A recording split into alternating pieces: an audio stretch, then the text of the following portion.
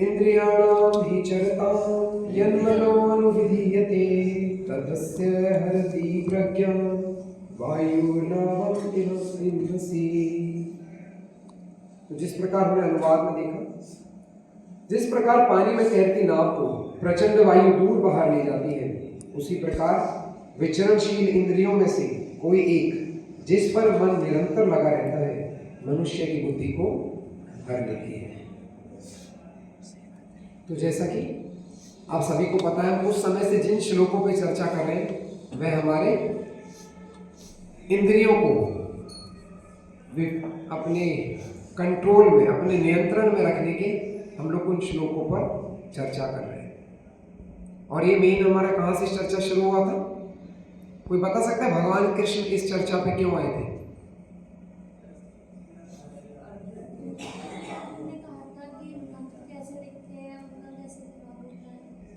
क्योंकि हमने कुछ सेशन पहले डिस्कस करा था कि भगवान ने भगवत गीता की जितनी भी सारी नॉलेज थी वो इस अध्याय 2 की स्टार्टिंग में सब अर्जुन को दे दिया था।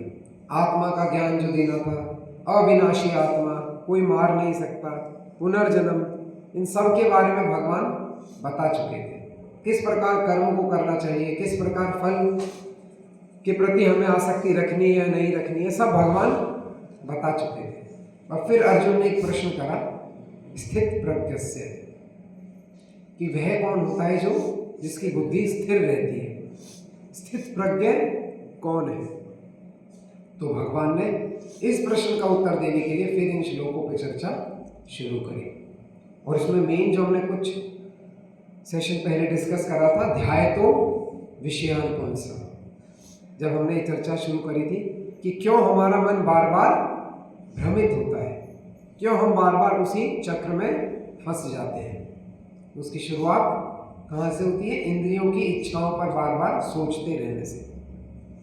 बार बार इन पर चर्चा करी, इन पर फिर आगे श्लोकों में हम बढ़े, और आज फिर यहाँ पर एक और श्लोक बहुत ही महत्वपूर्ण आया है, जिसमें भगवान कृष्ण क्या कह रहे हैं कि अर्जुन, अगर हम अपनी इंद्रियों को, हमने पिछले ही सप्ताह जब डिस्कशन कर रहे थे तो हमने देखा था कौन कौन सी इंद्रियां होती हैं। 5 ज्ञानेंद्रियां, 5 कर्मेंद्रियां और 3 उसके ऊपर क्या बोलेंगे, डिस्काउंट तो नहीं, उसके साथ 3 और महारथी जुड़े हुए हैं। वो कौन है? मन, बुद्धि और अहंकार। चलो थोड़ा रिवाइज कर लेते हैं। 5 ज्ञानेंद्रियां कौन सी हैं? आंख, नाक, कान, जीवा, त्वचा। और 5 कर्मेंद्रियां, हाथ, पांव, गुदा, जननेंद्रियां, वाणी। और 3 कौन से? मन, बुद्धि, अहंकार। ये हमने पिछले सेशन में पढ़ा था। और फिर हमने एक और चीज समझी थी कि जो इनको वश में कर लेते हैं उनको 3 तप परेशान नहीं करते। वो 3 तप कौन से होते हैं?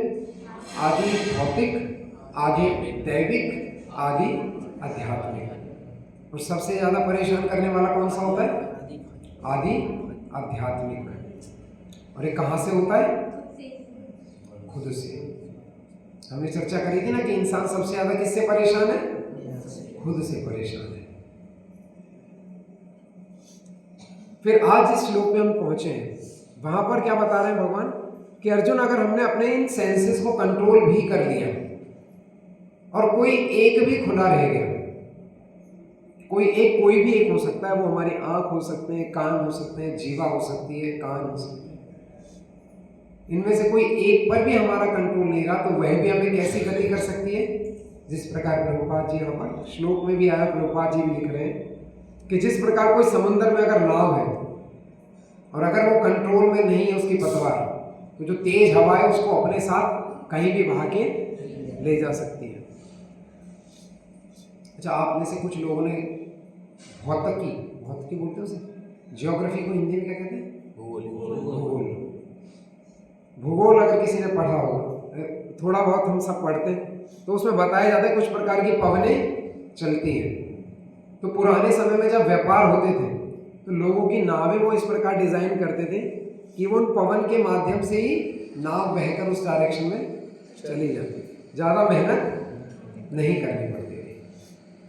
तो भगवान बता रहे हैं अगर हमारी इंद्रियों में से एक भी हमारे वश में नहीं है तो वह हमारे जीवन की नाव को किसी भी दिशा में बहाकर ले जा सकती है। और हम जो यहाँ पर इतना अभ्यास करके, इतना प्रयत्न करके यहाँ पर पहुँचते हैं और बैठे हुए हैं, आज बाहर जब हम कीर्तन के लिए गए थे तो कोहरा कैसा है? एकदम सुंदर है, भयंकर नहीं है। इस कोहरे को देखने के लिए लोग पैसा खर्च करके हिमालय और पता नहीं कहाँ जाते हैं। लोग शिमला जाते हैं घूमने, किसके लिए? कोहरा देखने के लिए, कि वहां पर जाएंगे तो ठंडी होगी, सारी तरफ कोहरा होगा, और हम फ्री में ही आज देख लिए। बस कुछ पलों का और इंतजार, किसी दिन बर्फ भी पड़ जाए तो बस फिर लोग अलीगढ़ भी घूमने आए करेंगे, बर्फबारी होती है और अलीगढ़ वालों को कहीं और जाने की फिर जरूरत नहीं है। वैसे भी जरूरत नहीं है, क्योंकि अच्छा, हमारा मन इन सब बातों पे चर्चा क्यों करना चाहता है? जैसे भगवान बार बार बोल रहे हैं इंद्रियों को हमें क्या करना है? वश में करना है। इंद्रियों को वश में करने का क्या मतलब है? जैसे पीछे श्लोक पर आया भी था कि आप इसको जबरदस्ती कंट्रोल नहीं कर सकते। जैसे कोई एक बच्चा है, अगर वो रोना चाह रहा है तो वो रोएगा ही। अगर आप उसको जबरदस्ती कहोगे नहीं चुप हो चुप हो चुप हो, चुप होएगा वो? उसको रोना है तो वो उस समय रोएगा। उसी प्रकार हमारी इंद्रियां और हमारे ये जो मन है इसी प्रकार कार्य करता है। इसको जबरदस्ती अगर हमने चुप बिठाने की कोशिश करी तो ये और ज्यादा तीव्र गति से उछलेगा। इसके लिए प्रभुपाद जी पिछले श्लोक में लिखते हैं कि अगर हमें इसको कंट्रोल में करना है तो कैसे करना है? केवल भगवान की सेवा में लगाकर।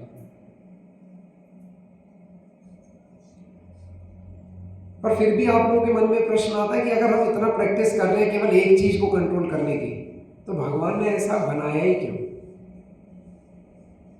कि इतनी अनकंट्रोल्ड चीज बनाई क्यों गई? क्यों बनाई गई? क्योंकि इसका भी उत्तर हमारा कहां छिपा हुआ है? हमारे खुद के अंदर है। हमारा मूल स्वरूप क्या है? हम लोग क्या है? हम लोग, जैसे बार बार भगवत गीता के पहले ही श्लोक में आ जाता है कि हम लोग आत्मा, हम लोग शरीर नहीं है, हम क्या है? आत्मा। और उसको समझने का प्रयास कर रहे हैं कि ऐसे नहीं कि हम सब लोग यहाँ आत्मा है, कोई समझ ले तो सब भूत प्रेत बैठे हुए हैं। आत्मा और पता नहीं प्रेत आत्मा किसकी बातें हो रही हैं उससे। आत्मा हम स्वरूप से, बाहर से हम सभी आपकी तरह, शरीर त्वचा सब कुछ वैसी है, दर्द होता है ऐसे करने में, पर आत्मा का जो स्वरूप है वो क्या है? सत, चित और आनंद। जो आत्मा का मूल स्वरूप है वो है सत, चित और आनंद। और ऐसा आत्मा का मूल स्वरूप क्यों है? क्योंकि भगवान का स्वयं जो गुण है वो क्या है? सत, चित और आनंद। तो वही सत, चित और आनंद की कुछ परसेंटेज हमारी आत्मा में भी आती है, और वो एक जो आनंद है, आत्मा हमेशा उसकी अनुभूति करना चाहती है। हमारी आत्मा किसकी अनुभूति करना चाहती है? आनंद की। सत, सत तो वो है, सत मतलब एटर्नल।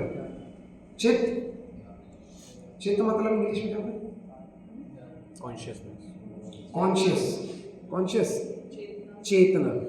तो आत्मा का मूल स्वरूप चेतना भी अगर आत्मा ही निकल जाती है तो हमारे शरीर की चेतना खत्म। तीसरा क्या है? आनंद।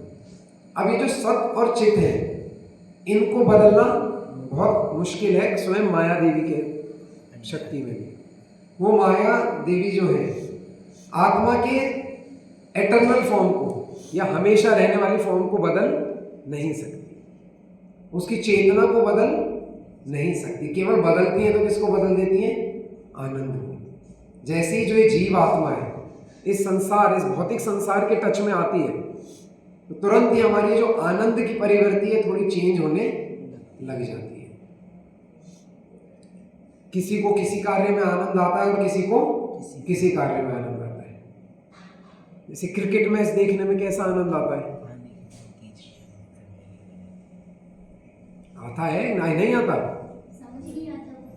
जिसको समझ नहीं आता उसको नहीं आता, और जिसको समझ आता है उसको बहुत आनंद आता है। जैसे हम भी 10-15 साल पहले जब देखते थे तो उस समय राहुल द्रविड़, सौरव गांगुली, सचिन तेंदुलकर, ये जब लोग खेलते थे तो हमें बहुत इंटरेस्ट रहता था, चाहे कैसे भी खेलना नहीं, देखना है, देखने पहुंचो, पता नहीं कैसा क्या करेंगे आज। पर जैसे जैसे ये लोग रिटायर होने लग गए उसके बाद हमारा इंटरेस्ट खत्म होने लग गया। फिर अब देखने का कोई मन ही नहीं कर रहा। हम तो वहाँ किसी को जानते ही नहीं, कौन खेल रहा है आजकल पता नहीं। वैभव सूर्यवंशी खेल रहा है कि रिंकू सिंह खेल रहा है। अच्छा, रिंकू सिंह अलीगढ़ गए हैं। पर जब चीजें चेंज होने लग जाती हैं हमारे पर्सपेक्टिव से तो हमें उसमें आनंद नहीं आता।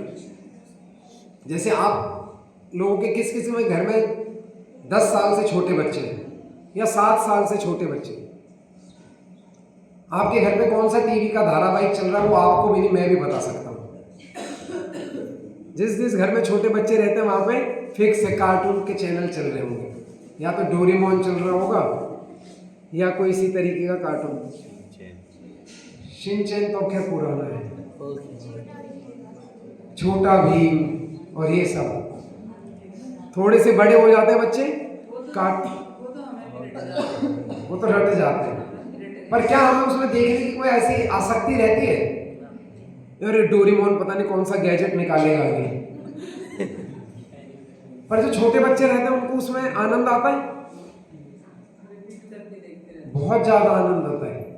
बच्चे को 2 मिनट के लिए थोड़ा टीवी के सामने खड़े हो जाओ, आपको पता लग जाएगा कितना आनंद आता है। बच्चा टीवी देख रहा हो, उसके सामने खड़े हो जाओ बस, तो बच्चा ऑटोमेटिकली ऐसे और ऐसे ऐसे करके देखने लग जाएगा। तो यह हमारी आनंद की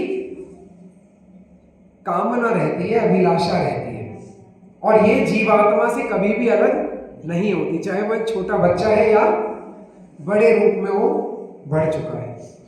हाँ, ये जो आनंद लेने का तरीके हैं वो बदलते जाते हैं।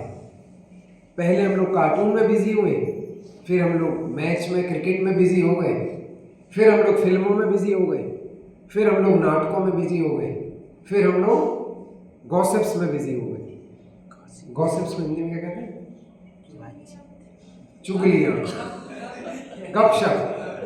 गपशप और चुगलियों में व्यस्त हो गए, और ज्यादा बड़े तो फिर बुराइयों में वो सब चीजें कन्वर्ट हो। पर क्यों करते जा रहे थे हम ये?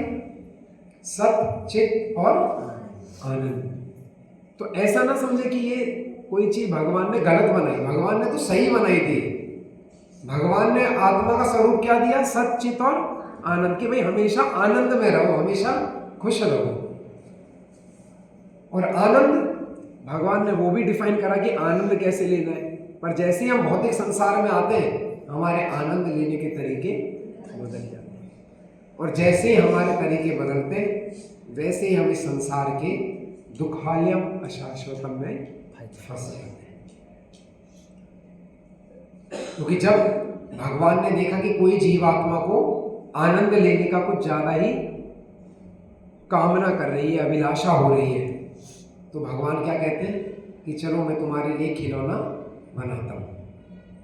जैसे हम लोग बच्चों को करते हैं ना, जैसे किसी बच्चे को बहुत छोटा अगर हो, उसको फ़ोन देखने की, फ़ोन की बहुत आदत पड़े कि मेरे को फ़ोन चाहिए, फ़ोन चाहिए, फ़ोन चाहिए, तो माँ बाप उसको वो नकली का फ़ोन लाकर दे देते हैं, और उसमें से बटन दबाओ, टू टू टू टू टू टू टू आवाज़ आती है ना उसमें से, तो बच्चा उसमें ही खुश हो जाता है, अरे मेरा फ़ोन आ गया। उसमें 3-4 बटन और होते हैं, उसमें एक बटन दबाओ तो कोई और गाना बज जाता है, तीसरा बज जाता है, चौथा बज जाता है, वो बस उसकी दुनिया उसने जीत ली। जो मुझे चाहिए था मुझे मिल गया। पर उस फोन से हम खुश होते हैं? उस प्रकार भगवान ने क्या कहा कि चलो मैं तुम्हारे लिए एक नकली का फोन बनाता। तो भगवान ने हमें इसलिए इस नकली के संसार को बनाया कि जाओ अब जाके इसमें आनंद लेने का प्रयास करो। तो मतलब वही नकली का फोन हमें पकड़ा दिया और और कल उम्र भर इसी से खेलते रहो। तो कितने लोग अभी किस किस के पास वैसा फोन है? अभी कोई लाया है यहाँ पे नकली वाला? नकली वाला प्रभु जी कोई फोन होता है? देखो हमारे पास ऐसा स्मार्टफोन है, इसका कैमरा इतना अच्छा है, इसका प्रोसेसर देखो कितना अच्छा है, इसके गेमिंग देखो प्रभु जी, सीपीयू कितनी अच्छी, चिपसेट बहुत अच्छा लगा हुआ है। जेन 8S की चिपसेट चल रही है प्रभु जी हमारे फोन में। इन चीजों में आनंद ढूंढने के लिए भगवान ने हमें यहाँ पर भेजा है। और जो मनुष्य रहता है बार बार इन चीजों का आनंद लेने का प्रयास करता है और बार बार वो क्या होता है? विफल हो जाता है। आनंद आता है, थोड़े दिन के लिए आनंद आता है और फिर वही चीज पुरानी लगने लग जाती है। और ऐसा चीजों के साथ भी और ऐसा रिश्तों में भी है कि कुछ समय जब हम किसी से मिलते हैं तो हम उससे बहुत खुश रहते हैं कि अरे बस ये इंसान है, ये बस मुझे मिल जाए तो सारी दुनिया मैंने जीत ली, बस ये मिल जाए। और जब वो मिल जाए तो फिर जैसे मैं लेक्चर सुन रहा था उसमें प्रभु जी बता रहे थे, शादी से पहले जब एक लड़का लड़की मिलते हैं और वो एक लड़का एक लड़की को गुलाब का फूल अगर दे तो लोग क्या बोलते हैं कि तुम्हारे बिना मैं नहीं रह सकती और तुम बिन मैं नहीं। ऐसा होता है ना लोग, तुम बिन मैं नहीं। ये मैंने सुना है कि आप लोगों ने भी सुना है? तो प्रभु जी बता रहे थे शादी के बाद क्या होता है, गुलाब की फूल की जगह हाथ में आ जाता है बेलन और डायलॉग चेंज हो जाता है, आज या तो मैं नहीं या तुम नहीं। शादी से तो पहले तुम बिन मैं नहीं और शादी के बाद या तो मैं नहीं या तुम नहीं। तो ये हमारी मनोधारणा या मानसिकता रहती है कि जो चीज हमें नहीं मिलती उसमें तो हम आनंद ढूंढते रहते हैं कि बस ये मिल जाए, ये मिल जाए और ये मिल जाए। ये हर चीज के साथ हमारी जुड़ी रहती है और जब वह वस्तु हमें मिल जाती है, वह चीज मिल जाती है, तब हम उससे फिर और नया आनंद ढूंढने का प्रयास करते हैं। क्योंकि जो आत्मा है ना वो बहुत ही चंचल है, उसको आनंद चाहिए। और कैसा आनंद चाहिए? परमानेंट आनंद, टेम्पररी नहीं। टेम्पररी आनंद दोगे तो थोड़ी देर ठीक है, उसमें बहल जाएगी और फिर तुरंत परेशान करने लग जाएगी। नहीं, मेरे को परमानेंट आनंद चाहिए। और परमानेंट आनंद हमें कहाँ मिलता है? केवल और केवल भगवान की शरण में। हरे कृष्ण कृष्ण कृष्ण हरे हरे, हरे राम राम राम हरे हरे। इसलिए इस श्लोक में प्रभुपाद जी यहाँ पर लिख रहे हैं कि कोई एक भी इंद्रिय अगर खुली छूट जाती है तो मन उसी के पीछे भाग लेता है कि सारे तो इसके वश में हो गए, चलो इसको ही पकड़ो, इससे कुछ और नया आनंद लूटने को मिलेगा। आप लोगों ने अपने जीवन में इस सब चीज को अनुभव किया है, नहीं किया है? कि हम लोग कुछ नया ढूंढने का प्रयास बहुत करते हैं, कुछ तो भी नया हो। ऐसा रहता है ना, क्या वही उत्सव डेली डेली, रोज वही मंगला आरती, फिर वही लेक्चर, फिर वही सेवा, कुछ तो भी नया चाहिए। तो प्रभुपाद जी ने इसमें क्या जोड़े? चलो फेस्टिवल जोड़ दो। कितने सारे फेस्टिवल जोड़े, उसके बाद भी हम परेशान कि यार अब तो कुछ नया होना चाहिए, तो और नए फेस्टिवल इजाद किए गए। क्योंकि बार बार जोड़ना हमें अपने आप को कहाँ है? कृष्ण की सेवा में। ये जितने भी श्लोक अभी तक आ रहे हैं बार बार इसी बात पे आ रहे हैं कि आप कुछ भी कर लेंगे तो आप इनको वश में नहीं कर पाएंगे। कुछ भी मन हो रहा है तो उसको हमें कहाँ जोड़ना है? कृष्ण की सेवा में जोड़ना है। होली खेलने का मन करता है ना, ए प्रभु जी इस बार तो होली में रंग चढ़ेगा ही, और बार बार मना करते हैं मंदिर में कि रंग नहीं लेकर आने, और फिर भी रंग आते कि नहीं आते? पता नहीं कहाँ से आज कौन ले आता है, यही नहीं पता लगता, पर आ जाते हैं। कुछ लोगों को पता है शायद। और इसके लिए फिर क्या इजाद किया गया कि ये लोग तो मानेंगे नहीं, तो इनके लिए क्या लेकर आओ? फूल ले आओ। तो हम क्या कहते हैं? फूलों की होली। होता है कि नहीं होता है? तो हम लोग फूल फेंकने लग जाते हैं, चलो रंग नहीं तो फूल से, पर कुछ तो भी फेंकना है। किसके लिए? आनंद के लिए। और आनंद को क्योंकि हमें भगवान से किसी तरीके से जोड़े रखना है। अगर आप नहीं जोड़ेंगे तो वो आनंद आपको कहीं और ले जाएगा। मंदिर में अगर ऐसा कुछ नहीं मिला आपको तो आप कहाँ जाएंगे? फिर कहीं पे गाना बज रहा होगा, रंग बरसे, और जैसे ही गाना सुनेगा आप तुरंत उधर मुड़ जाओगे। मंदिर में तो रंग बरसा नहीं, चलो कहीं और रंग बरसा ले। तो हम लोग आगे बढ़ते। तस्मादस्य महाबाहो निगृहीतानि सर्वशः इंद्रियाणि इंद्रियार्थे अभ्यासस्य प्रज्ञा प्रतिष्ठिता। अतः हे महाबाहो, जिस पुरुष की इंद्रियां अपने अपने विषयों से सब प्रकार से विरत होकर उसके वश में है, उसी की बुद्धि निसंदेह स्थिर है।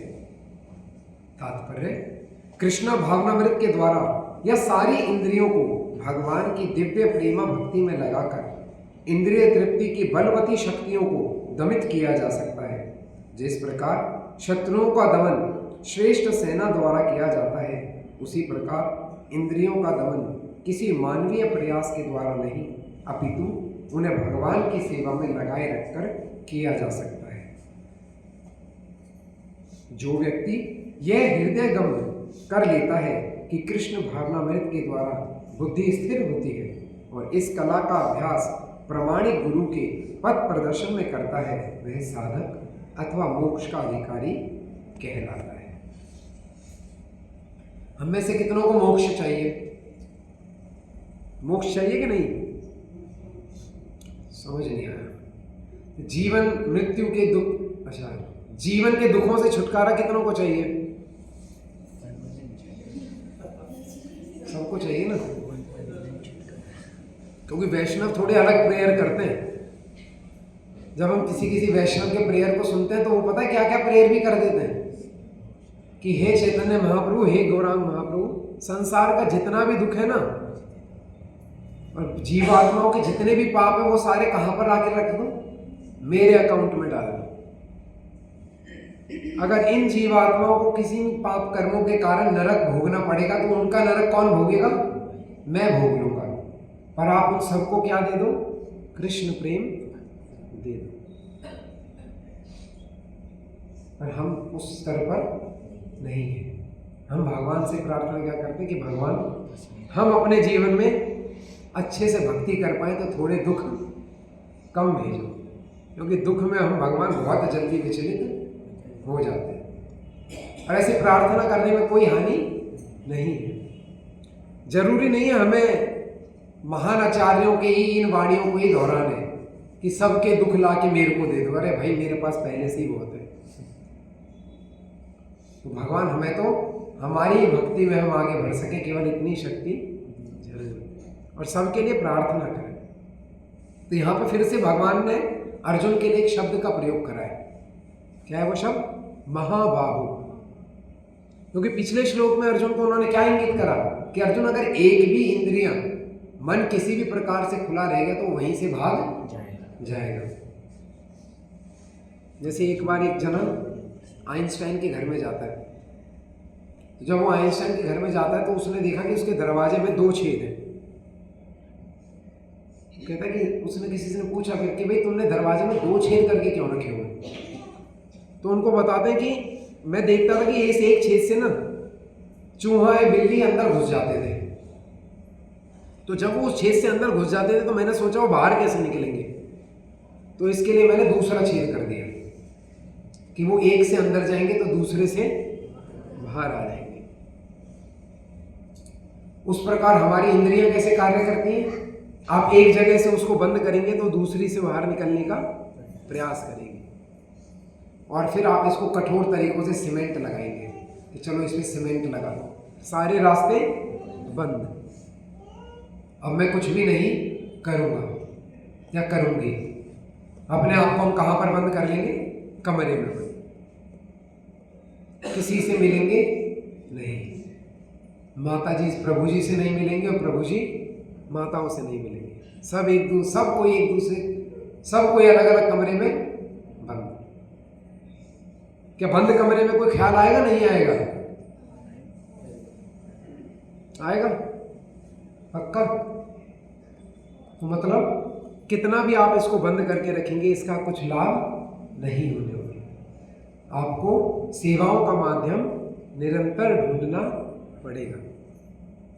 और सेवाओं के माध्यम में भी एक बहुत ही सुंदर बात आती है कि हम हर एक कोई अलग अलग एक क्वालिटी के साथ, या आप कह सकते हैं क्वालिटीज हैं, तो हमें अंदर अलग अलग कमियां भी हैं, उनके साथ हमारा सृजन हुआ है। अगर मेरे अंदर कुछ गुण है तो साथ में कुछ अवगुण भी है। और जो हमारे अंदर अवगुण है या जो हमारे अंदर गुण है, वो ऐसा नहीं कि सबके अंदर वो होंगे, सबके अंदर कुछ और होगा। तो हर एक कोई कैसी आइडेंटिटी है? एक यूनिक आइडेंटिटी है। यूनिक मतलब पता है? अद्वितीय। अब अद्वितीय को कैसे, अद्वितीय समझते हैं सब? हाँ, स्पेशल। हाँ, स्पेशल वर्ड अच्छा है, इसको जब सुनेंगे तो हमें अच्छा लगेगा। तो हम में से हर एक कोई अपनी अपनी फील्ड में एक स्पेशल है। भगवान के लिए हम सभी क्या है? स्पेशल है। कि ऐसा नहीं कि यहाँ पर आप में से कोई एक जब यहाँ अलग होकर बैठ जाता है तो ये एक अलग स्पेशल है और आप लोग अलग स्पेशल हो। नहीं, भगवान की नज़र में सब अलग अलग दृष्टि से स्पेशल है, चाहे वो कहीं पर भी किसी भी अवस्था में है। आप यहाँ पर भक्ति में है तो आप भी स्पेशल है, कोई भक्ति में नहीं है तो भगवान के लिए वो भी स्पेशल है। ऐसा नहीं सोचना चाहिए कि हम भक्ति कर रहे हैं, इतना हमने तिलक लगा लिया और हम रोज सुबह उठ के मालाओं का जप करते हैं तो हम बहुत स्पेशल हो गए। हाँ ठीक है, आप स्पेशल हैं, अभ्यास कर रहे हैं, साधक हैं, पर भगवान के लिए अब भगवान को नहीं उसमें कह सकते कि सबसे स्पेशल कौन है। मैं जैसे एक आरती आती थी हमारे यहाँ पर, भक्त देवा हो देवा गणपति देवा तुमसे बढ़कर कौन, और तुम्हारे भक्त जनों में हमसे बढ़कर कौन। देवा हो देवा गणपति देवा। मूवी का गाना है। अच्छा, मूवी का गाना है। क्या करें, पहले बहुत मूवी देखी हुई है तो आ जाते हो गाने याद। तो आपने इस लाइन सुनी, क्या लाइन थी? देवा हो देवा गणपति देवा तुमसे बढ़कर कौन, और तुम्हारी भक्त जनों में हमसे बढ़कर कौन। मतलब दोनों अपन कौन है? या तो तुम हो या हम है, बाकी ये सारे भृत्य। भृत्य मतलब बाकी सब गिरे हुए। सबसे ऊंचा भक्त कौन है? मैं हूं, मेरे गले में माला है। और किसी गले में है? नहीं है। तो भगवान को देखो, भगवान देखो मेरे गले में माला है, तो इसके लिए सबसे सुंदर भक्त कौन है? मैं। तो हमें इन बातों का हमेशा स्मरण रहना चाहिए कि हमें जरूरी नहीं है हम किसी और के जैसे बनने का प्रयास करें, क्योंकि जो हमारा आधे से ज्यादा जीवन है वो किसी और की तरह बनने में चला जाता है। हम खुद से कभी खुश नहीं हो पाते कि हमारे पास कुछ टैलेंट है, हम उसमें खुश रहे, नहीं, हमें उसके जैसा बनना है। पर हमें ढूंढना क्या है कि हम अपनी काबिलियत से किस प्रकार भगवान को खुश कर सकते हैं। इस पर हमारा ज्यादा फोकस होना चाहिए, ना कि इस पर कि हम कैसे कैसे उसकी तरह जैसे किसी को कोई बहुत अच्छा करताल बजानी आती है और किसी को बहुत अच्छा मृदंग बजाना आता है, तो ये दोनों अगर आपस में कोऑर्डिनेट ही ना करें, मृदंग वाला कहे मेरे को तो करताल ही सीखनी है और करताल वाला कहे मुझे मृदंग ही सीखना है, वो कहे मैं बजाऊंगा ही नहीं जब तक मुझे करताल ना आ जाए। अरे भाई, तुम्हें मृदंग अच्छा बजाना आता है तो तुम क्या करो, तुम मृदंग ही बजाओ। क्योंकि हमें खुश किसको करना है? पड़ोसियों को, जो नए भक्त आएंगे उनको। पुराने तो खुश होते नहीं ना, पुराने तो गए, तुम्हारी सारी दुनिया देखी हमने, तुम कल के आए हुए क्या करोगे। तो इसके लिए कोई भी नए भक्त आएंगे, उनके सामने धड़ धड़ धड़ धड़ धड़ धड़ धड़ धड़ धड़ धड़ करता लो, ये मृदंग ऐसा बज रहा है, धाड़ धाड़ धाड़ धाड़। हमें खुश किसे करना है? भगवान को। और भगवान से भी पहले किसको? भगवान तो ठीक है बाद में खुश होंगे, पहले हमें खुद को करना है, खुद को सेटिस्फाई रखना है कि जो मैं सेवा कर रहा हूं अपने पूरे सामर्थ्य से कर रहा हूं, मैं उसमें खुश हूं। आप उसी में परेशान होके करते रहोगे तो ना तुम खुश होगे ना भगवान ही खुश होंगे। समझ में आया नहीं कि हम जो भी सेवा में लगे हुए उसे हमें अपने पूर्ण सामर्थ्य से करना चाहिए। अब जैसे महाभारत की कहानी में दो शख्स थे, एक अर्जुन और एक भीम। भीम बहुत खा सकता था, पर अर्जुन किसी दिन कहे मैं भी भीम जितना ही खाऊंगा। खा सकता है, अगर खा लिया तो वो अपनी सेवा नहीं कर पाएगा, है कि नहीं? उसी प्रकार हमारे साथ भी सेम ही घटित होता है। जैसे यहाँ पर आखिर में एक लाइन बहुत सुंदर है, प्रभुपाद जी लिख रहे हैं, कृष्ण भावनामृत के द्वारा बुद्धि स्थिर होती है और इस कला का अभ्यास प्रामाणिक गुरु के पथ प्रदर्शन में करता है, वह साधक अथवा मोक्ष का अधिकारी होता है। इस चीज का हमें अभ्यास करना होता है। जैसे आप लोग, प्रभुपाद जी ने इस मंदिरों की रचना करी ताकि सब भक्त एक दूसरे से आकर यहाँ पर मिले। जब हम मिलते हैं तो एक दूसरे के गुण अवगुण पहचानते नहीं पहचानते, क्योंकि इतनी शुद्ध दृष्टि हमारी नहीं होती है कि हम सबके अंदर गुण ही देखते रहे, कुछ कुछ हमें अवगुण भी दिखते हैं। पर हमें सीखना किससे? गुणों से। और सीखेंगे कैसे? कैसे सीखेंगे? कोई अगर कोई प्रभु जी या माता जी है और उसमें आपको कोई एक अच्छा गुण लगता है, वैसे बहुत मुश्किल है किसी में कोई अच्छा गुण देख पाना। हमारे शास्त्रों में लिखा है कि एक भक्त को कैसा होना चाहिए? सबके अंदर जो गुण देखे, अवगुण ना देखे। पर हम हैं कैसे? हम सबके अंदर अवगुण ही ढूंढने का प्रयास करते हैं, और जब तक इंतजार करते हैं जब तक कोई अवगुण ना दिख जाए, हाँ आज शांति मिली, इनकी ये कमी है। वरना जब तक हम परेशान रहते हैं, अरे ये भक्ति, इस भक्ति कर कैसे लेता है, लगातार सीधे बैठ के पूरा जब 16 माला कर ली, किसी दिन तो सोएगा है, उसी दिन मैं जाऊंगा, अरे ये इतना सुंदर कीर्तन कर कैसे लेता है, मैं नहीं कर पाता। होता नहीं होता? अच्छा आपको नहीं, मुझे तो होता है। हम लोग बहुत जल्दी दूसरों के अवगुण देखें, अरे इतना सुंदर प्रसाद कैसे बना लेता है, मैं कोशिश करता हूं तो नहीं बनता। अच्छा गुण, पर इससे गुण से भी हम लोग क्या कर लेते हैं? ईर्ष्या कर लेते हैं, जब तक कोई अवगुण ना दिखे। और जिस दिन कोई अवगुण दिख गया, हाँ ये भी हमारे स्तर का है। पर हमारे लिए इंस्ट्रक्शन क्या है कि हमें भक्तों में गुण देखने हैं और वो गुण हमारे अंदर हमें संग्रहित करने हैं।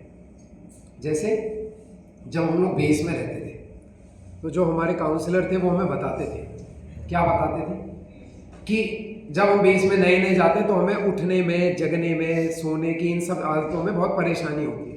तो कहते हैं आप उनके साथ रहो जो इसमें जिसको परेशानी नहीं है, बस उसके साथ रहो। और तब भी अगर समस्या आ रही है तो उसके सामने अपनी समस्या को बोलो कि प्रभु जी या माता जी आप इतना जल्दी उठ जाते हैं सुबह, इतना जल्दी आप समय से आ जाते हैं, कैसे आ जाते हो, हमें भी तरीका बताओ।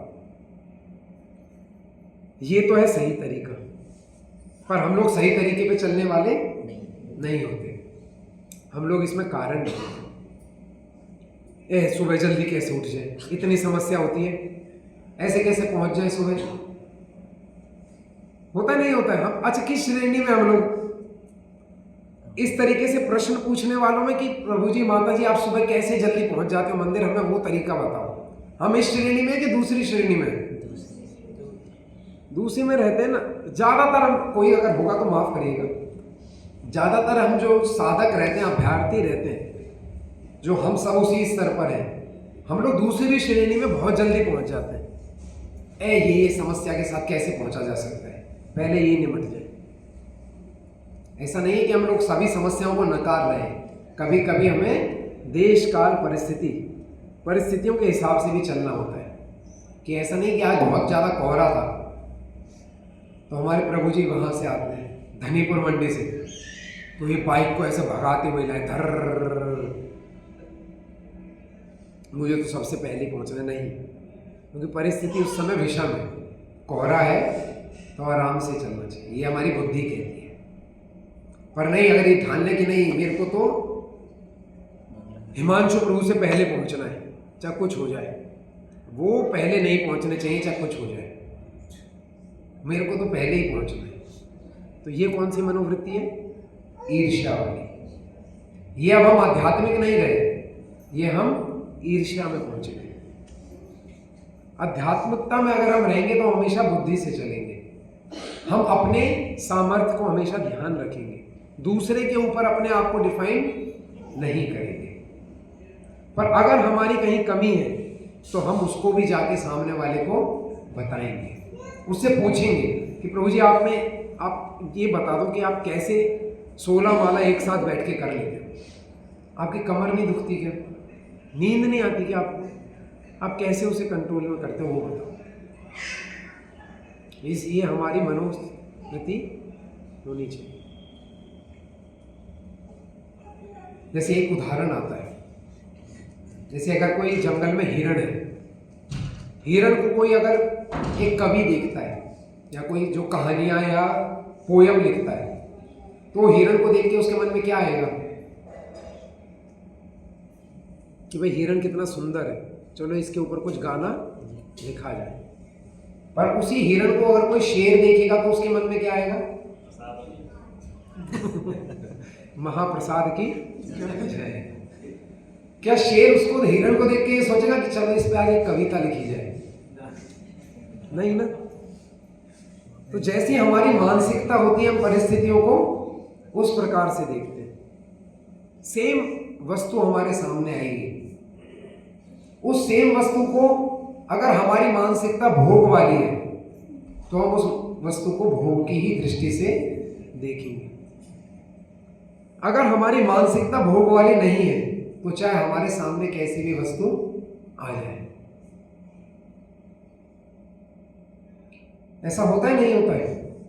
जैसे कई बार, ऐसे स्वाभाविक है, ऐसा भक्तों के बहुत कोमल होते हैं, पर एग्जाम्पल के लिए हम ले रहे हैं। जैसे अगर कोई नॉनवेज किसी कहीं जगह आप चले जाएं और आपके सामने ही कोई नॉनवेज खोल के खाने लग जाए, कुछ लोग कैसे करते हैं, कैसे यहाँ पर बैठे हैं, तो वहां पर जाकर आप प्रसाद ले पाएंगे? नहीं ले पाएंगे। आपके जो हमारे जो प्रभुपाद जी हैं, वो जब गए थे विदेश, जब उनको खाना बनाने का अवसर मिला था कि भाई चलो अपना खाना बना लो, तो उस सेम फ्रिज में नॉनवेज भी रखा हुआ है, मांस भी रखा हुआ है, और उसी फ्रिज में उनका भी सब्जी तरकारी रखी हुई है। तो फिर से बात कहाँ पर आती है? हमारी मानसिकता पर। हमें काम किस पे करना है? अपनी मानसिकता बदलने पर सबसे पहला काम करना है। वरना हम कितने भी शुद्ध हो जाए या कितना भी शुद्ध होने का दिखावा कर लें, ये मानसिकता नहीं बदलेंगे तो हम किसी भी बात से परेशान हो जाएंगे। बहुत छोटा सा उदाहरण है तो नॉनवेज का, छोटा सा नॉनवेज हमें परेशान कर देगा, छी छी छी छी, सारी धर्म ही भ्रष्ट हो गया मेरा। होता नहीं होता है, पर होना चाहिए भक्त का कि नहीं? भक्त को क्या कहा जाता है कि तुम्हारे हृदय में हमेशा कौन है? कृष्ण है। तुम्हें किसका स्मरण रहना चाहिए? हमेशा कृष्ण का स्मरण रहना चाहिए। और अगर किसी को निरंतर कृष्ण का स्मरण है तो किसी बात से विचलित होना चाहिए, वह कोई भी बात हो, पर ये कब तक नहीं होगी? जब तक हमारी मानसिकता में चेंज नहीं आएगा। जैसे परम पूज्य राधानाथ स्वामी महाराज एग्जाम्पल लेते हैं कि जब मुंबई में कुछ बड़ी बड़ी बिल्डिंगें में, न्यूयॉर्क वगैरह में जब बड़ी बड़ी बिल्डिंगों के हम लोग रोडों पे चलते हैं तो सारी बिल्डिंग हमें कैसे दिखती हैं? बहुत ऊंची ऊंची दिखती हैं। उनको देखना कैसे पड़ता है? ऊपर ऐसे गर्दन करके देखना पड़ता है। उसी प्रकार हमारे जीवन की जो समस्याएं हैं वो इस प्रकार हमें बहुत बड़ी बड़ी लगती हैं। आप कोई भी समस्याओं को ले सकते हैं अपने जीवन की। सारी समस्याएं जो हमारे जीवन में आती हैं वो हमें कैसे लगती हैं? बहुत ऊंची, एकदम बुर्ज खलीफा जितनी लंबी। सबसे ऊंची इमारत वही है अभी आज के डेट में तो। पर महाराज जी अपने लेक्चर में फिर आगे बताते हैं, पर जब हम अपनी मानसिकता को, या वो कहते हैं कि जब हम एरोप्लेन में जाते हैं, एरोप्लेन क्या रहता है? वो रनवे से उड़ता है और आकाश में चला जाता है। उसके बाद कितनी बिल्डिंग हमारे ऊंची हो जाती है? कोई बिल्डिंग हमसे ऊंची होती है? सारी बिल्डिंग कहाँ होती है? सब हमारे नीचे होती है। उसी प्रकार महाराज कहते हैं कि हमें अपनी मानसिकता को केवल उठाने की जरूरत है। हमारी जब मानसिकता उठ जाती है तो हमारी समस्याएं खुद ब खुद छोटी हो जाती है। हमारी मानसिकता नीचे है तो हमारी समस्याएं ऊंची हैं। हमारी मानसिकता ऊपर है तो समस्याएं नीचे हैं। तो आपको किसको ऊपर रखना है? समस्याओं को कि मानसिकता को? तो मानसिकता को ऊपर कैसे रखेंगे? जब आप भक्तों के संग में उनके साथ संग करेंगे। और संग का तरीका ये नहीं है कि उनके संग बैठ जाओ। एक बार प्रभुपाद जी से भक्त लोग बहुत प्रश्न करते थे कि प्रभुपाद जी ये भक्त तो सदा आपके साथ रहते हैं, कितने सौभाग्यशाली हैं। तो प्रभुपाद जी पता है उत्तर क्या देते थे?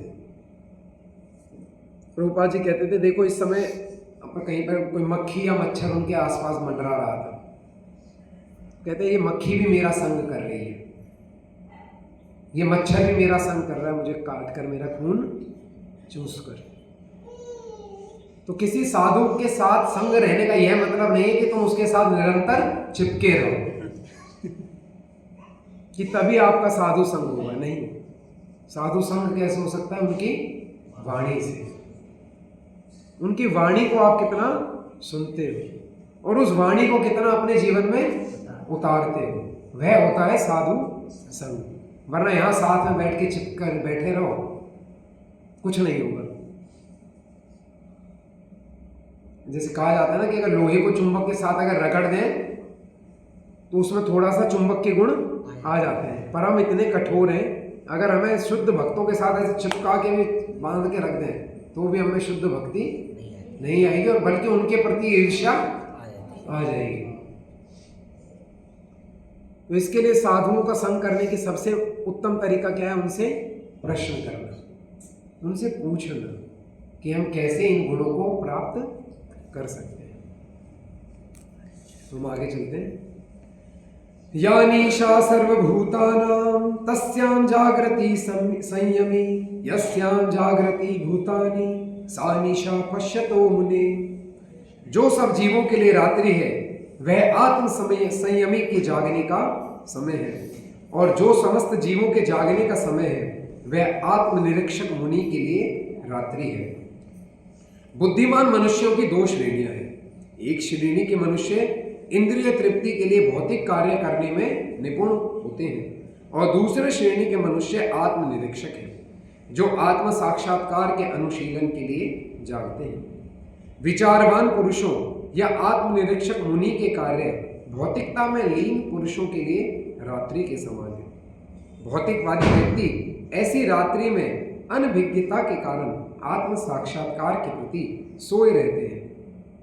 आत्मनिरीक्षक मुनि भौतिकवादी पुरुषों की रात्रि में जागे रहते हैं। मुनि को आध्यात्मिक अनुशीलन की क्रमिक उन्नति में दिव्य आनंद का अनुभव होता है, किंतु भौतिकवादी कार्यों में लगा व्यक्ति आत्म साक्षात के प्रति सोया रहकर अनेक प्रकार के इंद्रिय सुखों का स्वप्न देखता है। उसी सुख अवस्था में कभी सुख तो कभी दुख का अनुभव करता है। तो क्या बताए जा रहे हैं यहाँ पर? भगवान कह रहे हैं कि जो आत्म साक्षात्कार के पथ पर लगे हुए हैं, जिस समय वो लोग सोते हैं या जो सब जीवों के लिए रात्रि है वह आत्म संयमी के जागने का समय है, और जो समस्त जीवों के जागने का समय है वह आत्मनिरीक्षक मुनि के लिए रात्रि है। तो मतलब भक्त क्या हो गए? चौकीदार हो गए, है ना। जो सबके सोने का समय वो हमारे जगने का समय, और जो सबके जगने का समय है वो हमारे सोने का समय। तो ऐसे चौकीदारी तो करते हैं। रात में कौन जगते हैं? चौकीदार। जागते रहो, चिल्लाते हैं ना।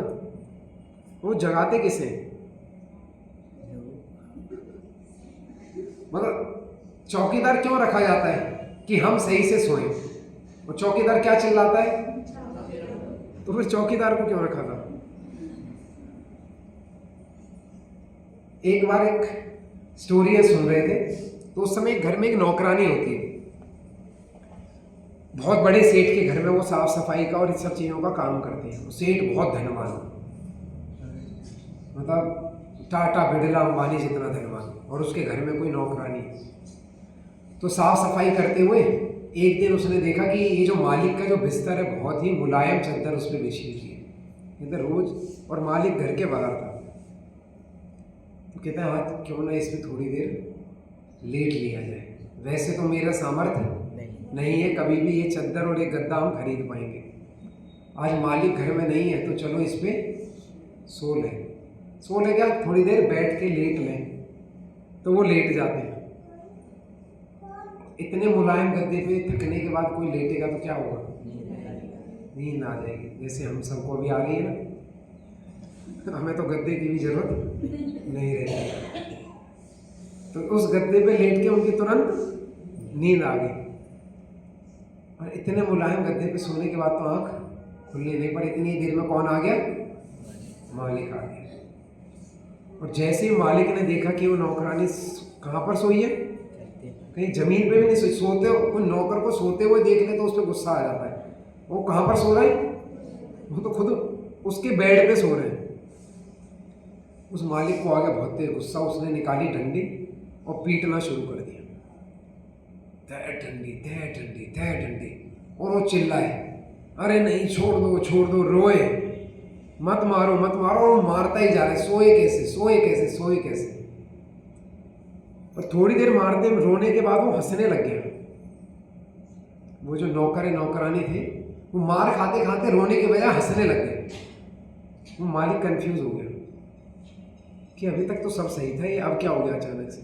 तो वो मार रोक देता है और कहता है कि तुम ये हंस क्यों रहे हो? तो कहता है कि इस बिस्तर पे 5 मिनट सोने के बाद मेरी इतनी पिटाई हुई है, तुम तो पूरे जीवन इस पर सो रहे हो, तुम्हारी कितनी पिटाई हुई होगी, तुम कितना रोते होंगे। तो इस बात को सोचकर वो हंसने लग जाता है कि इस मुलायम बिस्तर को हासिल करने के लिए जो मेरी कामना थी, उस कामना को पूरी करने के लिए बस मैं 5 मिनट सोया और उसके बाद मेरी कितनी पिटाई हुई कि मुझे रोना निकल गया। तो जो व्यक्ति उसमें जीवन भर से सो रहा है, सोचो वो कितनी मेहनत कर रहा होगा, उसकी कितनी पिटाई होती होगी। तो हर एक सुख जो हम इस संसार में भोगना चाहते हैं उसकी कुछ ना कुछ कीमत चुकानी पड़ती है। इसके लिए भगवान यहाँ पर क्या बोल रहे हैं, जैसे यहाँ पर एग्जाम्पल आया ना रात्रि का।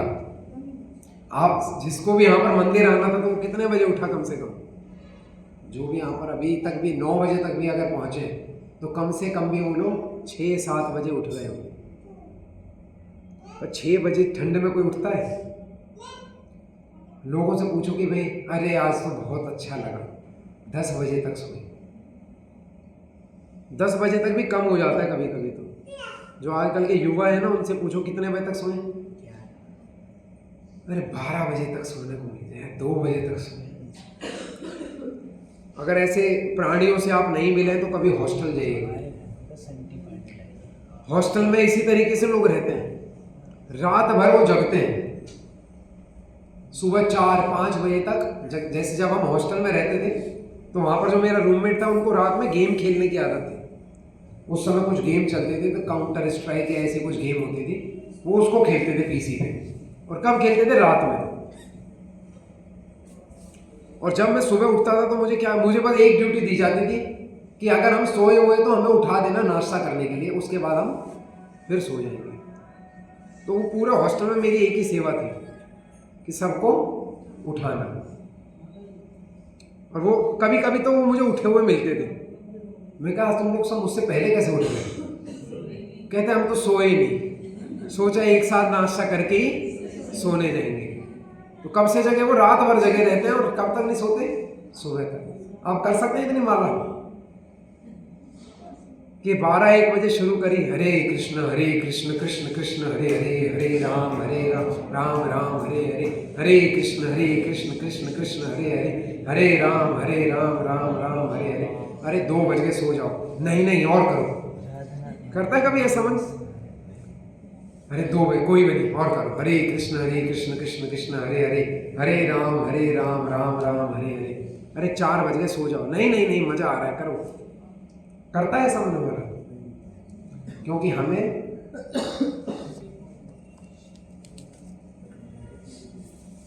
इस माला में बिल्कुल भी टेस्ट है ही नहीं। कैसे तो भी 16 पूरी हो जाए तो हरे कृष्ण, आज का काम खत्म। शुरू करते हैं 16 के बाद। कुछ है भक्त ऐसे, सबके लिए मैं नहीं बोल रहा हूं, अपने ही लिए बोल रहा हूं। एक बार 16 माला खत्म हो जाए तो आज तो जीत लिया। और रात से पहले खत्म हो जाए, सुबह हो जाए जल्दी 7 बजे तक खत्म, तो मान लो कि अरे आज तो स्वर्ग की प्राप्ति हो गई। वरना माला कितने बजे तक चलती है? रात तक चलती है। कीर्तनिया सदा हरि। तो हम लोग इन 16 मालों को, कभी कैसा मन करता है कि यार 16 माला बहुत जल्दी हो गई, तो दोबारा से इस काउंटर को ऊपर करो, दोबारा से 16 शुरू करेंगे आज के। करता है मन, क्योंकि इसमें टेस्ट है ही नहीं। टेस्ट कहाँ पर है? बाकी चीजों में बहुत टेस्ट है, और सबसे ज्यादा टेस्ट कहाँ पर रहता है? यहाँ पे, इस जीवा पे। सुबह खाने के बाद शाम को खाने का मन करता है?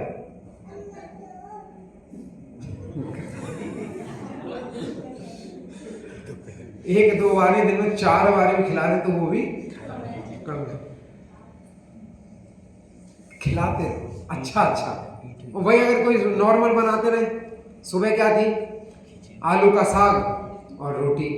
दिन में क्या है? आलू का भरता और रोटी। शाम को क्या है? उल्टा हो गया, रायता और रोटी। फिर क्या है? मिर्च और रोटी। रहने दो, फास्ट ही अच्छा है। और वही चारों टाइम अलग अलग है। सुबह क्या है? डोसा बना है, मजा आ गया। दिन में क्या है? राजमा चावल, हरी बोल। शाम को क्या है? चाट है। मन तो नहीं कर रहा पर चलो ले लेंगे। रात में क्या है? पाव भाजी है। चलो अब भी आने दो। मन करेगा नहीं करेगा? क्योंकि टेस्ट तो कहाँ है? हमारी सारी जो आसक्ति है, पता है कहां पर है? यही है। इसके लिए चैतन्य महाप्रभु ने कहां का जुगाड़ दिया? यहीं का दिया, कि ये ध्यान तो लगा पाएंगे ही नहीं। क्योंकि पुराने जो ऋषि मुनि थे, ध्यान कहाँ लगाते थे? ध्यान लगाते थे, जैसे कहा जाता है भ्रिकुटी के बीच में हमें ध्यान लगाना चाहिए। चैतन्य महाप्रभु ने कहा इनका ध्यान तो कहाँ जाएगा? बार बार जीभ पे ही जाएगा। तो इन्हें जीभ की सेवा दो। क्या करना है? हरे कृष्ण कृष्ण कृष्ण हरे हरे, हरे राम राम राम हरे हरे। कम से कम 2 घंटे तो जीभ बंद रहेगी, बाकी टाइम तो चलनी है। इसके लिए मैं लेक्चर सुन रहा था, उसमें बता रहे थे कि अगर आपके जो सेंसेस हैं, जो आपकी इंद्रियां बहुत ज्यादा परेशान करती हैं, कोई भी इंद्रिय, आप सबको केवल, हम सबको केवल एक ही चीज कंट्रोल करने की जरूरत है, और वह क्या है? जीवा। इस जीवा को कंट्रोल कर लो। किसको कंट्रोल करना है? जीवा को।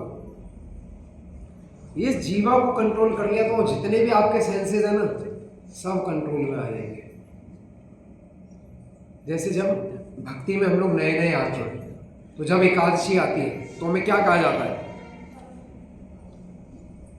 अरे प्रभु एकादशी आ रही है, एकादशी में सुबह बनेंगे साबूदाना वड़ा, दिन में बनेगी भगर की खीर और भगर की खिचड़ी, रात को बनेगी कूटू के आटे की पकौड़ी, पनीर की सब्जी और उसके साथ राजगिरे का हलवा। यार ऐसी एकादशी होती है, मजा ही आ जाएगा। ये तो रोज के ही प्रसाद से अच्छी है। फिर हमारे 1 साल 2 साल बीतते हैं और फिर हमें बताया जाता है कि प्रभु एकादशी है, एकादशी पे हमें व्रत करना चाहिए। प्रयास करें कि अन्न या कुछ भी ग्रहण ना करें, केवल फल ग्रहण करें। अब हो सके तो निर्जला करने का प्रयास करें। तो हम सोचते हैं ये डेफिनेशन पहले तो बताई नहीं थी, ये इतने साल पहले क्यों, इतने साल बाद क्यों बता रहे हो? ऐसा आएगा प्रश्न कि नहीं आएगा? पर जब तक हमें भक्ति में अभ्यास हो जाता है तो इसके लिए भक्त को इस बात का ध्यान रखना चाहिए कि जो एक नव भक्त के लिए कुछ इंस्ट्रक्शन हो सकते हैं, वह जरूरी नहीं है कि पुराना जो भक्त है उसके लिए भी वही इंस्ट्रक्शन है। जैसे जैसे हम भक्ति में आगे बढ़ते हैं तो हमसे जो आशाएं रहती हैं या जो एक्सपेक्टेशन होते हैं वह चेंज होने लगते हैं। जब हम पहले आते हैं तो प्रसाद के लिए किसको कहा जाता है? प्रभु प्रसाद कहा जाता है कि नहीं कहा जाता? और जब कुछ समय हो जाता है तो फिर क्या कहा जाता है? प्रभु सेवा कर रहे हैं। होता है नहीं होता है? जैसे एक स्टोरी हम लोग बार बार एक लेक्चर में आती है ना कि एक भक्त मंदिर में जाते हैं तो उनको एक पुजारी बार बार बुलाते हैं और रोज सुंदर खीर का प्रसाद देते हैं कि लो ये तुम्हारे लिए खीर। तो भक्त आए, खीर, पहले दिन भी खीर, दूसरे दिन भी खीर, तीसरे दिन भी खीर, 3-4 महीने आता है और रोज पुजारी खीर दे। पुजारी से पूछता है कि यार रोज यहाँ पर इतनी स्वादिष्ट खीर मिलती है, अगर यहीं पर ही रहूँ तो कितनी मौज है। तो फिर वो अपने जीवन का ये डिसीजन लेता है कि मैं तो मंदिर में ही रहूँगा। मंदिर में अगले दिन फिर से मंगला आरती में आता है, भाई पुजारी वहाँ बैठा रहता है, वो फिर से उसे बुलाता है कि इधर आओ। कहते चलो आज भी खीर मिलेगी। उसको बुलाता है, खीर का कटोरा पकड़ाता है, ये तुम्हारे लिए नहीं है, यह उस नए भक्त के लिए जो आया है। तो भक्ति में हमारी जो अभिलाषाएं हैं या हमसे जो एक्सपेक्टेशन है वह हमेशा बदलती है। तो इस बात का ध्यान रखना चाहिए और ये बहुत प्रैक्टिकल सॉल्यूशन है। जब हमने लेक्चर में सुना तो ये वाकई में काम करता है। जैसे सुबह उठने का सर्वोत्तम तरीका क्या है? अगर किसी को सुबह उठना है जल्दी तो उसके लिए सबसे अच्छा तरीका पता है क्या है? नहीं, जल्दी सोना भी नहीं, दिन छिपे से पहले खाना खा लो। 6-7 बजे तक खाना, अपना रात का जो डिनर रहता है 6-7 बजे तक खा लो और उसके बाद आप स्वतः ही आप सुबह आराम से उठ पाएंगे। ये तरीके बताए जाते हैं और ये कहा जाता है जो इस प्रकार के बुरे विचार अगर मन में आते हैं तो उसके लिए भी तरीका कहाँ से? इस जीवा से। जैसे जिस लेक्चर में सुन रहा था प्रभु जी का, वो गृहस्थ प्रभु जी थे, तो वो कहते हैं ब्रह्मचारियों को ट्रेनिंग दी जाती है कि ज़्यादा मसालेदार खाना नहीं खाना, ज़्यादा मसालेदार चटपटा और ऐसे व्यंजन खाने से जो मन की चंचलता है वह परिवर्तित होती है। वरना अगर आप ना माने तो जरा ट्राई करिएगा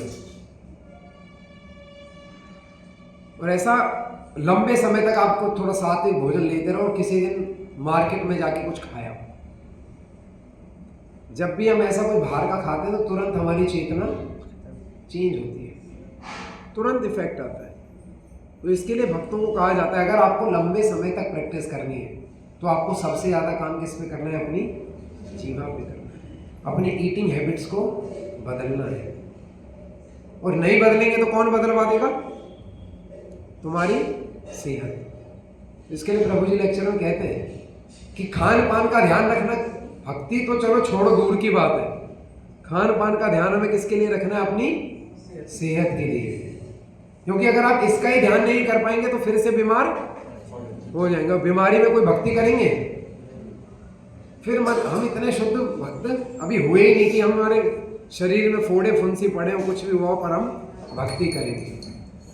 हमारा छोटा सा छाला भी हो जाए ना, हरे कृष्ण, श्री श्री राधा श्याम सुंदर की, श्री श्री गौर निताय की। छोटा सा पैर में या मुंह में छाला भी हो जाए तो भी हम सोचते हैं आज तो मन मन में ही हरे कृष्णा करेंगे, आज बोलेंगे, क्योंकि मुंह में क्या हो रखा है, छाला हो रखा है। पर हमें हम किस सबसे ज्यादा अगर कार्य करना है तो हमें किस पे करना है, अपनी जीवा पे कार्य करेंगे तो उसके बाद क्या चीज चेंज होगी, हमारी मानसिकता चेंज होगी। और एक बार मानसिकता चेंज हो गई तब आपको कोई भी छोटी से छोटी परेशानी या समस्या परेशान नहीं करना है। हरे कृष्णा। तो अगले सप्ताह हम फिर से प्रयास करेंगे और 3 श्लोक लेने का। और भगवत गीता का जो सबसे मुश्किल जो पड़ाव होता है ना, वो है दूसरा चैप्टर होता है। ये एक बार खत्म हो जाए जीवन में से तो आगे पूरे 18 हो जाते हैं। ये ऐसा होता है।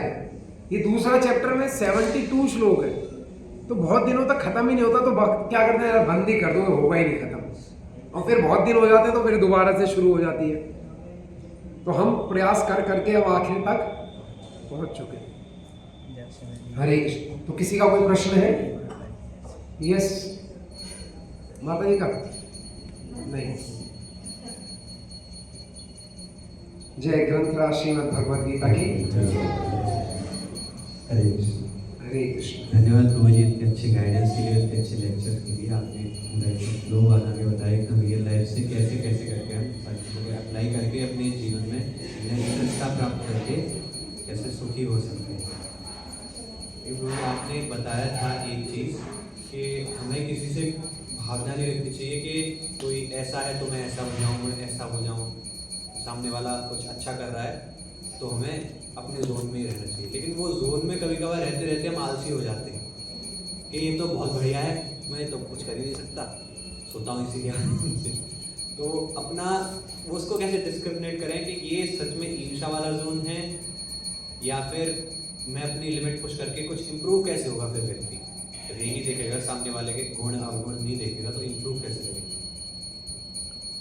तो जैसा हमने प्रभु जी का प्रश्न क्या है कि जब हम सामने वाले को अच्छा करते हुए देखें भक्ति में,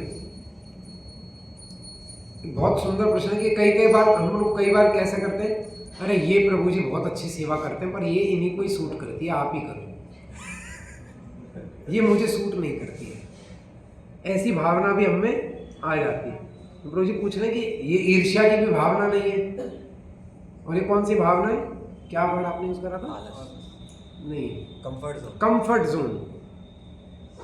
हम कंफर्ट जोन में रहना शुरू कर देते हैं। तो जैसे लेक्चर में बताया था कि हमें भक्ति के पथ पर आगे बढ़ना है। सबसे पहले तो भक्त को ये मानने की जरूरत समझनी चाहिए कि आगे बढ़ना भी है कि नहीं बढ़ना। अगर यही मानिए कि भाई हम तो जहां पर है वहीं पर ही अच्छा है, तो फिर आपके लिए कंफर्ट जोन और ईर्ष्या काम नहीं करेगी। आगे बढ़ने की चेतना मन में होनी चाहिए कि हमें भक्ति में आगे बढ़ना है। जब हम आगे बढ़ने को सामने लेकर आते हैं तब ये 2 रास्ते खुलते हैं। या तो हम ईर्ष्यालु होंगे, ये मुझसे अच्छा कैसे कर सकता है, मैं भी को भी करना है। और या फिर दूसरा तरीका क्या बताया, अगर आप में ईर्ष्या नहीं है तो आप स्वयं उनके पास जाकर पूछते हैं कि बताओ मैं भी ये कैसे कर सकता हूं, मुझे भी ऐसी सेवा करनी है। तो इन दोनों का निर्भर किस पर करता है प्रभु जी? फिर से वही मानसिकता पर। अगर भक्त की मानसिकता अपने जीवन में और भक्ति में आगे बढ़ने की नहीं है तो भले ही उसमें ईर्ष्या का भाव नहीं है तो वह, पर फिर भी वह अपने कंफर्ट जोन में बना ही रहेगा। तो इसके लिए सबसे जरूरी क्या है? साधु संग। साधु संग कैसे? जैसे लेक्चर में बताया, साधु संग ऐसे नहीं कि साधुओं के सर पे चिपक के घूमते रहो। साधु संग मतलब उनकी वाणी को सुनकर। तो सबसे अच्छा तरीका क्या है कि हम ज़्यादा से ज़्यादा वाणी को सुनें। जितना ज़्यादा से ज़्यादा हम शुद्ध भक्तों की वाणी को सुनेंगे उतना ज़्यादा से ज़्यादा हमारे मन में भक्ति में आगे बढ़ने की इच्छा प्रबल होगी। और जब भक्ति में आगे बढ़ने की इच्छा प्रबल होगी तब हम उस स्टेज पर पहुंच पाएंगे। या तो ईर्ष्या के कारण या अच्छी मानसिकता के कारण हम किसी सेवा को पकड़ने की कोशिश करेंगे। अन्यथा हम वही अपने कंफर्ट जोन में बने रहेंगे जब तक। इसके लिए कहा जाता है बार बार कि भक्त जो भी भक्त बनना चाहते हैं सबसे ज़्यादा क्या है उनके लिए, हियरिंग। भगवान के दर्शन भी लेने तो कहाँ से लेने, हम कहते हैं हमें आंखों से क्या करना है, भगवान के दर्शन लेते हैं। तो प्रभुपाद जी क्या कहते हैं, भगवान के दर्शन कहाँ से होंगे, कानों से होंगे। तो जरूरी नहीं है कि आप लोग हमेशा वृंदावन ही जाओ। माफ करिएगा मैं लेक्चर में बोल रहा हूँ नीचे।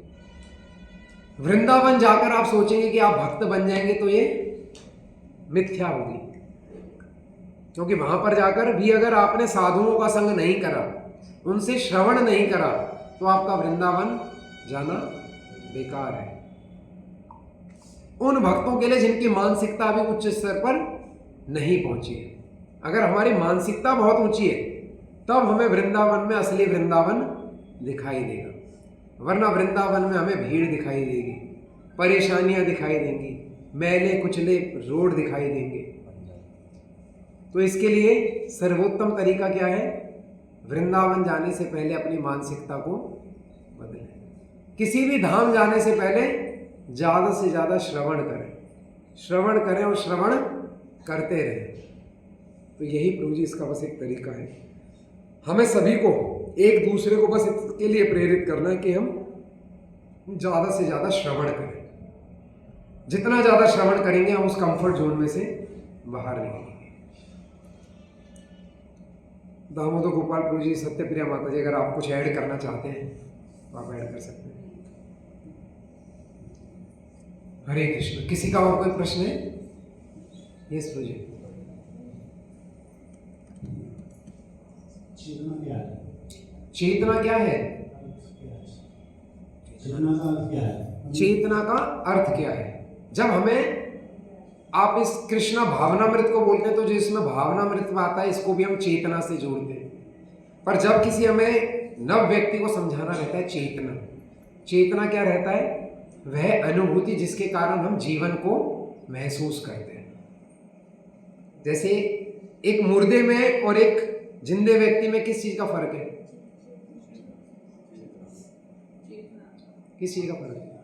चेतन और अचेतन का। आत्मा का, कि उसमें से आत्मा निकल गई है। अभी किसी शरीर में आत्मा है तो कैसे दिखेगी कि इसके शरीर में आत्मा है या इस शरीर में आत्मा नहीं है? अभी जीवात्माओं की और शरीरों की अगर ऐसा प्रश्न हो जाए कि वे पेड़ पौधों में, और फिर आप कहेंगे वस्तुओं में कैसे हम लोग देखें, तो वहां पर भी जीवन होता है। जीवन के कुछ लक्ष्य हमें दिखाई देते, लक्षण हमें दिखाई देते, जिसके अंदर भी चेतना है या आत्मा है, उसके अंदर हमें जीवन के कुछ लक्षण दिखाई देते हैं। बढ़ता है, बोलता है, महसूस करता है। तो ये सब किस में आता है? ये चेतना के लक्षण है कि अगर किसी में जो हमने आत्मा का पूरा सत चित्त और आनंद का। और इस चेतना को आप कहां पर ले जा सकते हैं? जब हम प्रभुपाद जी ने आंदोलन खड़ा करा कृष्णा भावना में, उसी चेतना को किससे जोड़ा?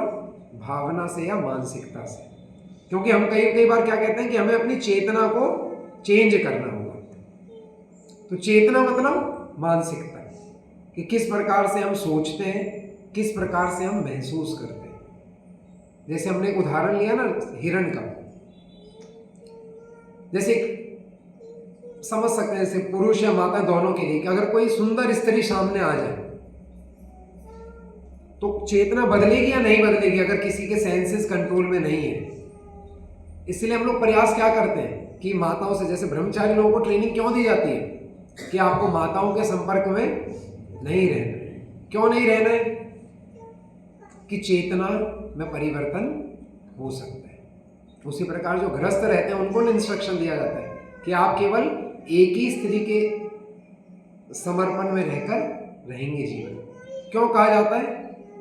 हर स्त्री को अगर उसी दृष्टि से देखेंगे तो चेतना बिगड़ती है, चेतना दूषित होती है। तो चेतना को समझने के अलग अलग स्तर हैं, पर चेतना को जो सबसे अच्छे तरीके से समझ सकते हैं वही चेतना और मानसिकता। हम चीजों को किस प्रकार से ग्रहण करते हैं। अगर हमारी चेतना दूषित है तो हम हर एक चीज को दूषित तरीके से ही ग्रहण करेंगे। चेतना शुद्ध है तो सारी चीजें संसार की हमें शुद्ध ही दिखाई देंगी। हरे कृष्ण। और कोई कुछ ऐड करना चाहते हैं तो अभी के साथ आप डिस्कस करके इसे ऐड करें। और किन्हीं का कोई प्रश्न? किन्हीं का कोई प्रश्न नहीं? किन्हीं का कोई प्रश्न नहीं? हरे कृष्ण। किन्हीं का कोई प्रश्न नहीं? श्रीमद् भगवद गीता की अनंत कोटि वैष्णव वृंद की, श्रील प्रभुपाद की। इतने साल का प्रभु जी की हम सभी एक बार प्रभु जी का, प्रभु जी इतने व्यस्त शेड्यूल में प्रभु जी बता रहे थे परसों प्रभु जी लगातार 15 घंटे काम किए। वो भौतिकता है। उसके बाद प्रभु जी ने सुबह चैंटिंग भी किया, कल भी खैर में प्रोग्राम किया, शाम को फिर जो बैकलॉग था वो क्लियर किया है। तो पता नहीं लेक्चर कब तैयार किया प्रभु जी ने। तो इतना सब कुछ करने के बाद प्रभु जी ने हमारे लिए इतने सुंदर ढंग से सारी चीज़ प्रस्तुत की है, सही रूप में, सही लाइन में, और ज़्यादा ओवरडोज भी ना हो, और सारी चीज़ों को एक लाइन में रखते हुए हमारे सामने प्रस्तुत किया है ताकि हम अपने जीवन में कुछ भगवान को जोड़ सकें। तो हम प्रभु जी का धन्यवाद करेंगे। एक बार महामंत्र बोल के पूजा महामंत्र बोलना है। मैं माइक से नहीं बोलूँगा, आप सबको बोलना, माइक से तेज बोलना। हरे कृष्णा कृष्णा कृष्णा हरे हरे,